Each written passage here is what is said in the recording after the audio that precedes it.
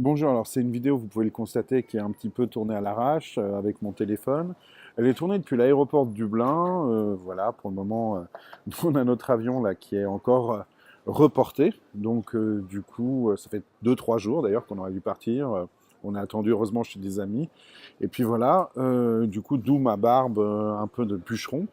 Et je me suis dit que j'allais en profiter pour faire une petite vidéo pour parler d'une lecture que j'ai faite. J'ai lu pas mal de bouquins, j'ai pu un peu travailler aussi pendant les vacances, comme d'habitude, mais j'en ai aussi profité beaucoup pour lire, et j'ai voulu commencer à parler de certaines de mes lectures dans mon blog, dans mes vidéos.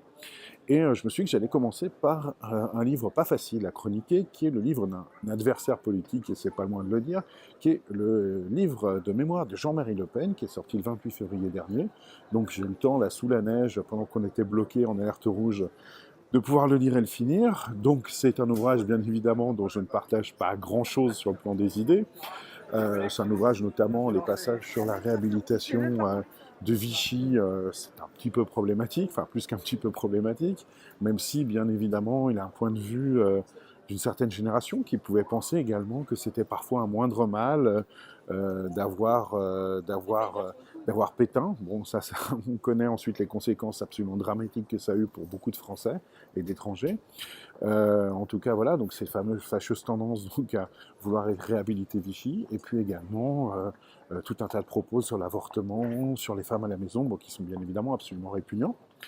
Et d'un autre côté, on a aussi l'ouvrage de quelqu'un qui écrit extrêmement bien, ça il faut le dire, qui a un parcours politique assez incroyable. C'est un petit pêcheur, un petit fils de pêcheur breton qui, quelque part, monte à Paris, arrive à créer un grand mouvement politique, bon, un mouvement politique aux idées réactionnaires et répugnantes, mais un grand mouvement politique qui compte dans la Ve République, et puis même avant, qui arrive à être député très jeune et qui, en plus, met à profit enfin, met en cohérence ses idées et ses actions. C'est-à-dire, quelque part, là aujourd'hui on est beaucoup à agir que sur Facebook, et ben, lui, il part effectivement faire des guerres. Alors c'est des guerres coloniales avec tout le côté extrêmement contestable qu'on a, mais en tout cas, il met en cohérence son idéologie et sa pratique, et ça c'est quelque chose d'intéressant. Donc c'est un peu quelque part une espèce de morceau d'histoire du XXe siècle, avec ses horreurs, ses errements, ses approximations, voilà.